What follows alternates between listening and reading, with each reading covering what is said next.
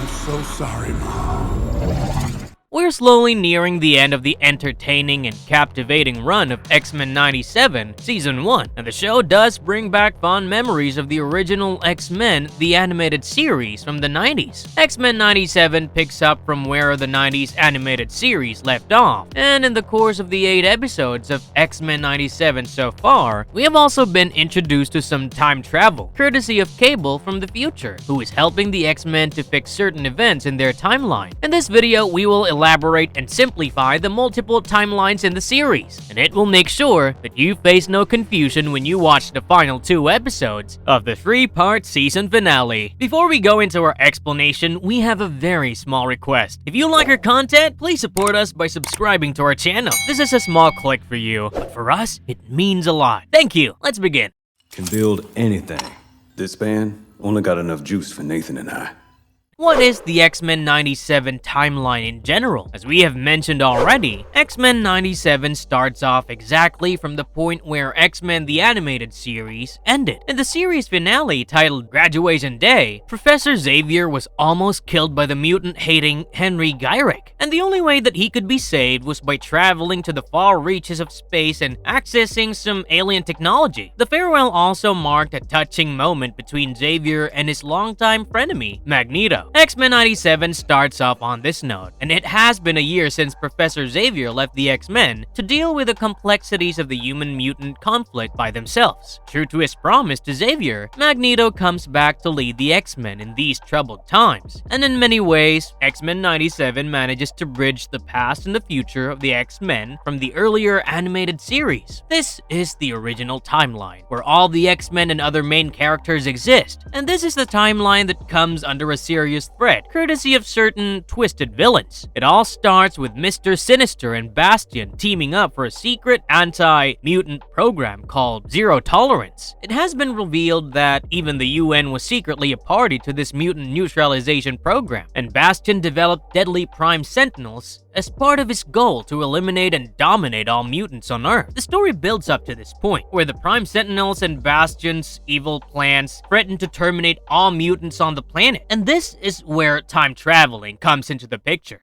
How is time travel first introduced in X-Men 97? Time travel became a key element in X-Men 97 ever since Nathan Summers, aka Cable, was introduced as the son of Scott Summers and Madeline Pryor, whom he thought to be Jean Grey at that point. Nathan was born to them as they were blissfully unaware of the greater conspiracy hatched by Mr. Sinister. He purposely set up the Jean Grey clone in Madeline Pryor to mislead Cyclops, because he had bigger plans for their offspring. After baby Nathan was born, Mr. Sinister took the baby in his possession. Cyclops and Madeline Pryor managed to save their baby, but by then, Sinister had already experimented on him and submerged the baby in a tank filled with a mysterious green liquid. These experiments proved to be fatal, and Nathan developed strange green markings all over his body. It was revealed that Mr. Sinister had exposed Nathan to the deadly techno-organic virus, and there was no cure for this condition in the present timeline. The solution was to hand over baby Nathan to Bishop from the future, who claimed to know someone in his timeline who could fix Nathan's condition. Scott and Madeline were forced to agree to give up their baby for his well-being, and thus began the whole time-traveling saga.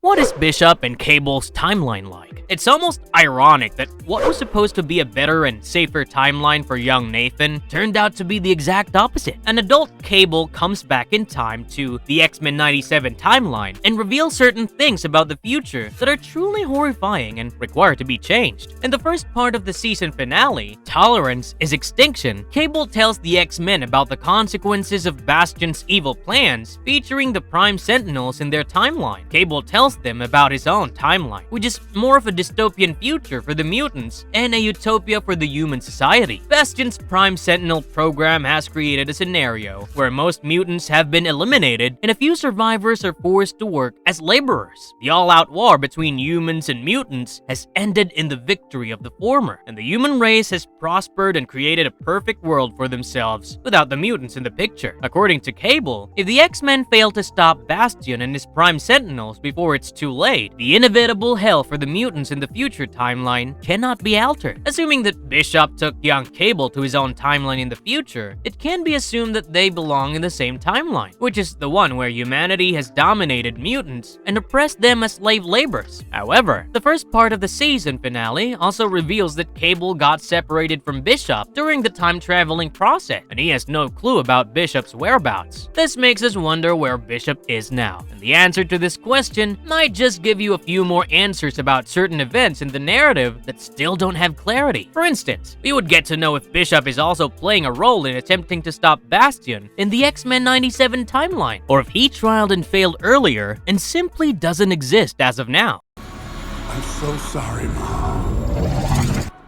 Has X-Men 97 changed the basic rules of how time travel works? Time travel is all fun and games, till you have some rules that have to be followed. In the X-Men universe, time travel and changing of events by going back or forth in time haven't been a problem, but X-Men 97 has introduced some changes in this regard. The show seems to have borrowed the concept of absolute points in time from the Marvel animated series titled What If? These absolute points in time are basically certain events that cannot be changed, and these irreversible moments have to be worked with. The reason behind the necessity of such absolute points and static events is so that the entire timeline doesn't collapse and there's a basic stability. In X-Men 97, Cable reveals that he has tried to stop the Genosha massacre on many occasions, but he's always pulled back from the moment whenever he tries to time travel there, well, in advance. This implies that certain decisive moments in the show, such as the mutant slaughter in Genosha by the thousands, cannot be undone, even if someone goes back in time and tries to reverse the horrors. This also means that Gambit's death cannot be altered, as it is a part of an absolute point and happened during the tragedy in Genosha. However, lending stability to the time travel rules is certainly a positive step, because the absolute points in time mean that major events and outcomes cannot be altered. There is no point in telling a detailed story over many episodes if a single event of time travel makes it all obsolete. In my timeline, he used the fallout from Genosha to get backing for his Prime Sentinel program.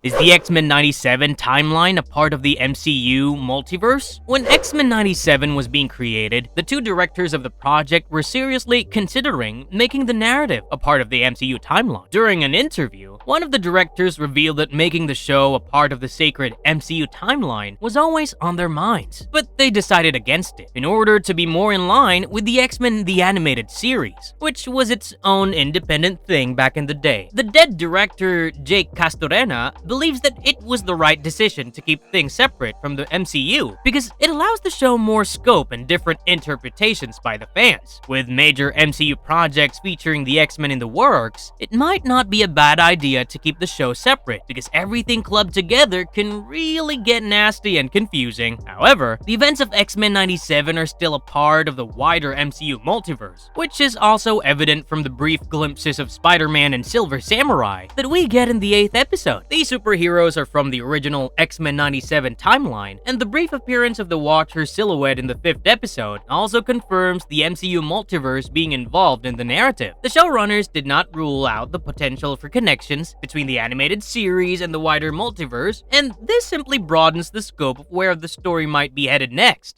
Marvelous verdict: time travel handled without complications. The moment concepts like time travel are introduced in the narrative, things tend to become complex. After all, it's not easy for audiences across all age groups and backgrounds to comprehend the exact timelines and keep a track of the events taking place in each one of them. However, X-Men 97 has done a fabulous job in simplifying the process and allowing enough clarity in the narrative. Time-traveling Cable might be an important part of the story, but the narrative doesn't overdo the time-traveling bit, and you can easily distinguish between the timelines. So far, Cable coming back in time to fix the Prime Sentinel apocalypse has shown to have played a decisive role, and we expect more of the same in the final 2 parts of the grand season finale in the next 2 weeks. Don't forget to tell us in the comments below about your thoughts on the time-traveling shenanigans in X-Men 97, and also let us know your thoughts on the 2 different timelines at work. Do you think the X-Men can change the horrifying future for the mutants? Or is it simply a part of the absolute points in time that cannot be altered? And if you liked our content, don't forget to leave a like and subscribe to us if you haven't already. Have a good one and be safe. Thanks everyone!